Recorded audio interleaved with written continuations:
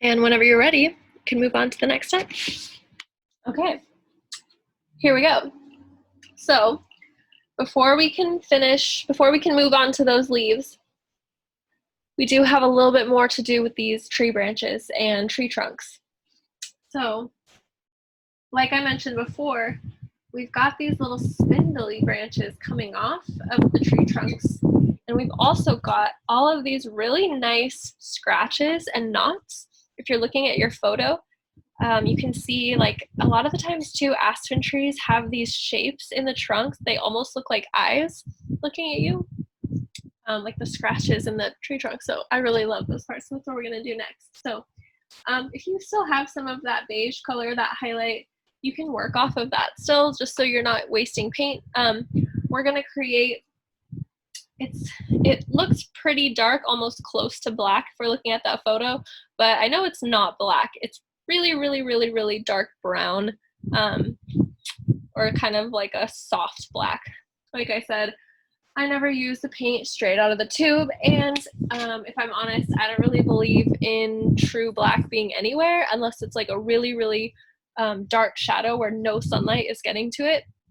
If you can see, usually if you can see the object, even if it's a black object, if you can see it, that means that some light is bouncing off of it in order to get into your eye so that you can process that image. So that means there's some light on it, so it's not true black. If that makes sense. The only time there's true black is if there's absolutely no light hitting it, or like in a deep dark cave. No light. Okay. So I have black on my palette, and I want to create, like I said, a really, really, really dark brown, close to black. So I'm gonna get some of that beige color that I had before. If you have the highlight color still, that's fine. I'm just gonna add a tiny bit of that to my black. I've got like that much, and I've got like I don't know how much black it is. Probably like 4 times as much black on my palette that I'm mixing into it. And it's gonna create kind of a, if it looks a little gray once you do that, if you are adding that highlight color. If you're not adding the highlight color, you can just add a little bit of white and it's definitely gonna look gray. Like a super, super dark gray. I'm also going to add a little bit of red. I don't have any more red on my palette, so I'm gonna add some. But I'm just gonna add a tiny bit of red, and that'll warm it up a lot and make it look super, like a super, super dark brown.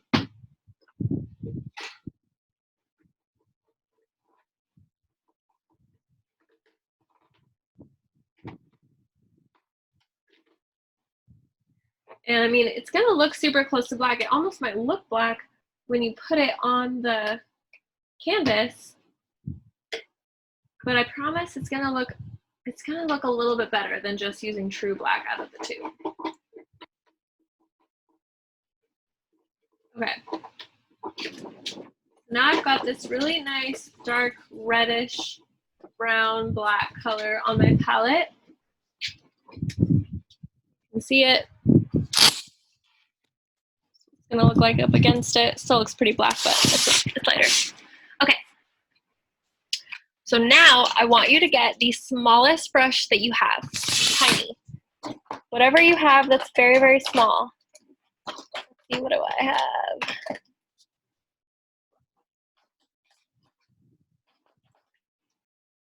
So I've got really small brush there. If you don't have that small, don't worry about it. Just get the smallest thing you have. And if it's not that small, then the trick you can use is to use super, super light pressure to create as fine lines as you possibly can. You know, if you're using a brush that's not ideal. I'm still gonna, even if you do have a tiny brush, I also recommend using light pressure. So I'm gonna start with the tree knots and the scratches in the tree trunk, and then I'll do the branches. It doesn't really matter what order you go in, but I'll just start doing that. You can see how I'm doing it, and move on to whichever step you want to. From there, once you finish your scratches, you can move on to the branches or whatever you want. Okay, So for looking at the photo, we can just see they're kind of all over the place, but they're really small. Like they don't, a lot of these scratches, like they don't come all the way across, obviously, like they're tiny and they're horizontal, definitely.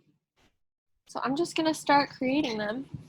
And same thing, like I said before, we're creating these shapes.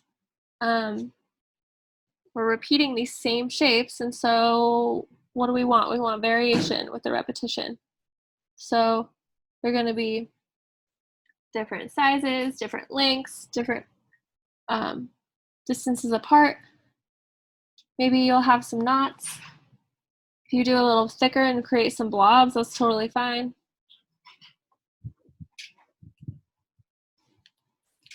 Pretty much all of this is going to look right, whatever you do, luckily. I would just try to create them really thin, especially relative to how, how thick your tree trunk is. If you have a really tiny tree trunk, you want to try to get these really small and thin. So like just tiny little guys. If you can. If you can't, or if you don't want to, that's fine. It's still going to look appropriate. It's still going to look like the tree. But I think you'll be, my other classes were, I think, a little happier with their paintings when they had those smaller scratches. And some of them might be in the middle. There's no rule here. We're not really worried about like, direction of sunlight or anything with these, because these are all around the tree. So they can come in the middle. They can be like wrapped around the side here. And I'm also kind of trying to create that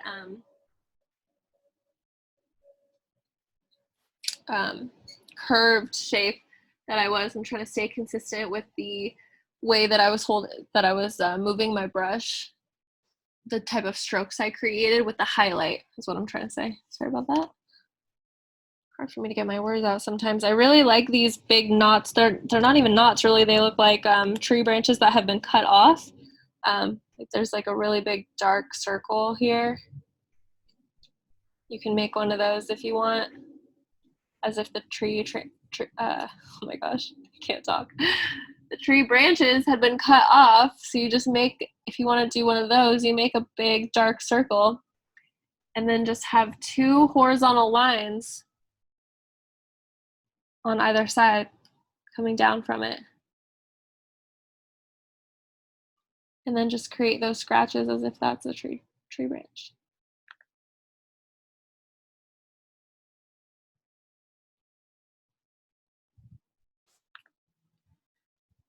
Maybe make those scratches, that part of the tree is damaged, so you can do a lot more of the scratches there. Create the shadow.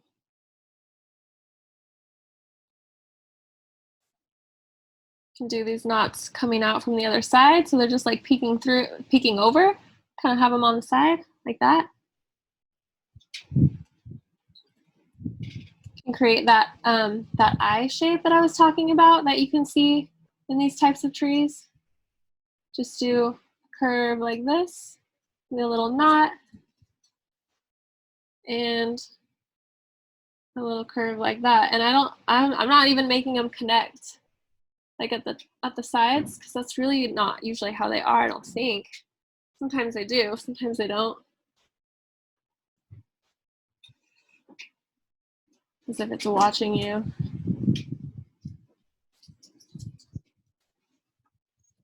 My grandma had tons of these trees in an area of her yard that we always used to play in. And I used to pretend like the trees were like my magic spies, because they had all these eyeballs. We were always playing in that yard, making up games, making forts and stuff. So these trees always remind me of my grandma's house. Super fun times. She would just kick us outside and lock the door and be like, stay outside until it's lunchtime.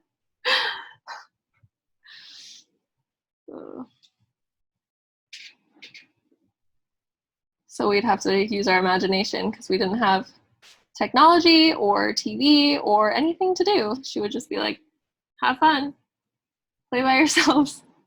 And it was super fun. I think it's what helped me be creative. We just had to come up with stuff to do. So we did. All right. So yeah, you could kind of do these scratches forever, kind of going slow because I'm trying to go super light pressure here. So it just takes a lighter hand. You can do as many or as few as you want to. Maybe your tree is a little older, so it has more of these scratches. Or maybe it's young, or maybe there's just not as worn, so you don't have to create as many as I am. Whatever you like.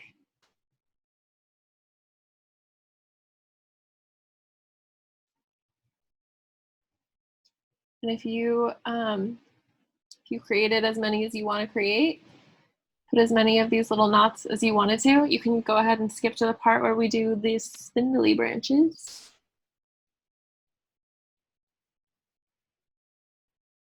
Or just keep painting with me.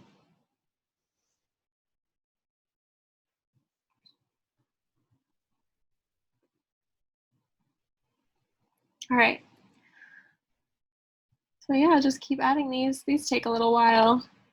But like I said, you don't have to do a ton of them if you want to, unless you're having fun with it. Let's just keep going. Does anybody else hold their paintbrush weird like me? A lot of people hold it like this, using their index finger as their, like steering. And I hold mine like this. Super weird.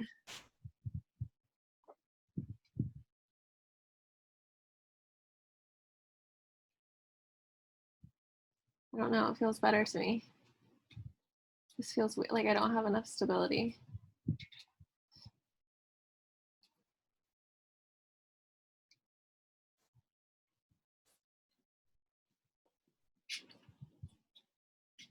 This is the part that I like, where it's just like, oh, wherever I want to put it, I'm just hanging out, painting. I decide wherever anything goes. I'm feeling one with my painting right now because I'm outside and it's like really nice out today. Oh, it's beautiful here in San Diego. Really can't complain. I just moved here and I love Boise and I miss it a lot, but I am not mad at this weather. That's for sure. But yeah, it's just breezy. I can hear like the tree leaves near me kind of rustling in the wind, and it just feels like I'm like in my painting right now.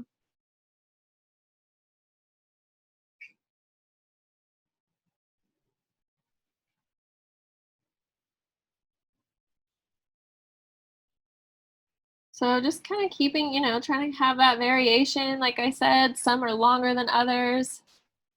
Some are close together, some are far apart. I'm using super light pressure so that I can create those thin lines if I want to.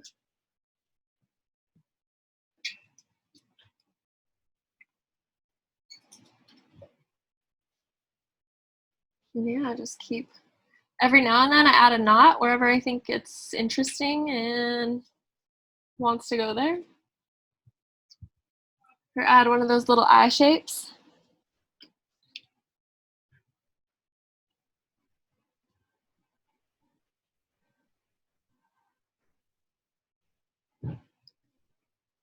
And just trying to cover all of my tree trunks with these little scratches before I move on to my spindly branches.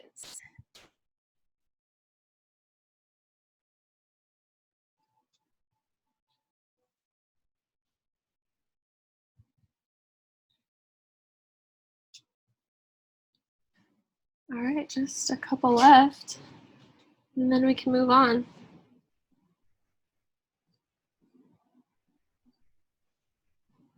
Hopefully you can see yours really coming together now. These little black dark brown details will really indicate to the viewer what they're looking at, what the types of trees these are. This is a really distinguishing feature, I think, these types of trees. They're so cool. Okay.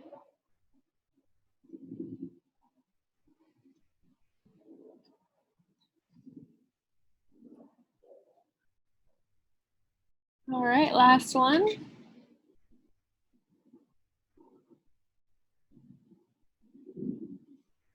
I really like having them poke out from either side.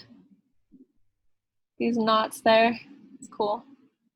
You can decide later if that's where you want to have a branch growing off of. It's a good way to do that too. Makes sense. And when I'm doing when I'm keeping it consistent by going off with these branches, putting these scratches on these branches, but you'll notice that like when I can see it curving this way, so obviously I'm not keeping my lines perfectly horizontal across these. I'm making it so that they're like in line with the way the branch is going. So when it starts to go this way, I have to tilt my little scratch lines as if they're still perpendicular to the direction of the tree branch. So something to keep in mind. The eyeball shape. Anytime you have a little mistake, or you make a, I don't know, your hand quivers, or you make a blob instead of a line, you can just decide, oh, that's a knot. Oh, that's a little eyeball shape. Whatever, doesn't matter. Things are covered with all of these things. All of these varying shapes. Okay, cool. So I think I'm pretty happy with those details.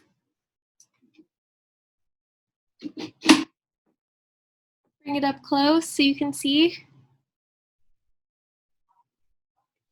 all of my little scratchy details going all the way up, some small, some long. Got those nice, cool little like eyeball shapes. Got the knots. So if you need to, take some more time to finish those. And if you are ready to move on with me, we can start doing our little spindly branches.